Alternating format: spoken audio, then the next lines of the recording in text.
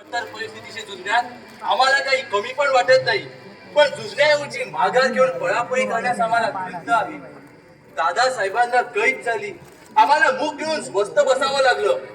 वहिनी साहेब आणि बाळ राजांना शत्रूने वेढलं असताना आम्हाला तिथून घुटपणाने निष्ठावं लागलं.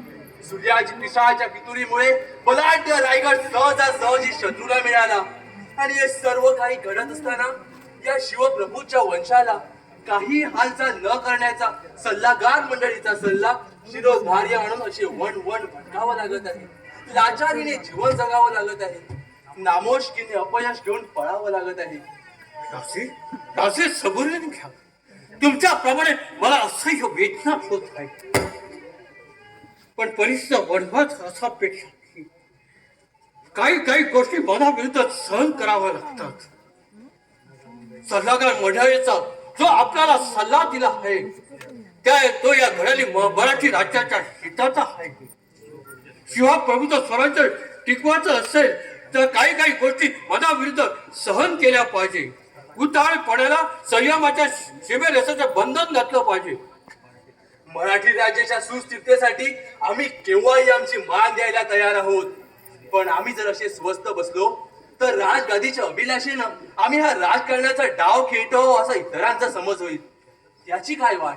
नाही नाही राजे, आता कोणाचाही विकल्प होणार नाही. बळतच किंतु मनात धरून झिरू नका. देह जावो अथवा राहू या निर्धाराने दख्खनचा मराठा प्राण प्राणाने लढतो आहे. तो आपल्या राजासाठी, स्वामीनिष्ठेचे रोज आचरणासाठी आपल्याला हे विदित आहे. पण जनापवाद मोठा विलक्षण असतो. आबासाहेबांच्या कैलासवासानंतर ज्या घटना घडल्या त्यांचा चित्रपट नजरेसमोर उभा राहिला की त्याने महत् प्रयासाने मिळालेली ही मराठी दौलत हातोहात हातछाड होते की काय अशी भयभ्रात कल्पना मनाला चाटून जाते. अमात्य असं वाटतं शत्रूवर तुटून पडावं आणि एकदाच काय तो सोक्ष मोक्ष करून टाकावं. राजे, यापुढे प्रत्येक पाऊल इतकं जपून आणि अचूक जागी टाकायचं आहे की विजयाने मातलेला शत्रू जी जी करी मागच सल्ला पाहिजे.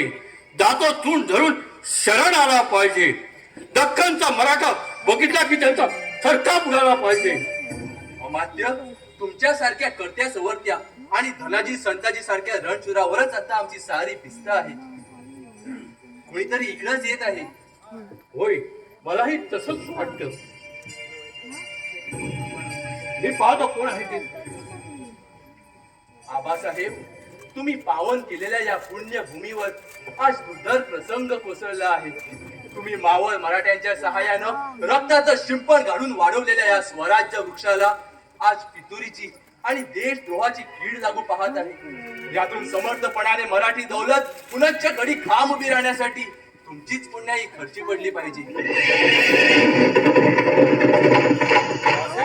संतांचा त्रास हे परसोजी घोटट करीत येत आहे. म्हणजे म्हणजे खात्री दादासाहेबांची खबर करणार. चला चला, आम्ही त्यांची गाठभेट घेऊ. राजे, असे उताळेपणा नको. येईल तो इतक्यात. तो पा आलाच. परसोजी, काय खबर घेऊन आला आहेस? दादासाहेबांची सुटका झाली? नाही, धनी साहेबाने कमालीचा शौर्य गाजवलं, पण शंभूराजेची सुटका करण्याचा त्यांचा पराकाष्ठेचा प्रयत्न विफल झाला.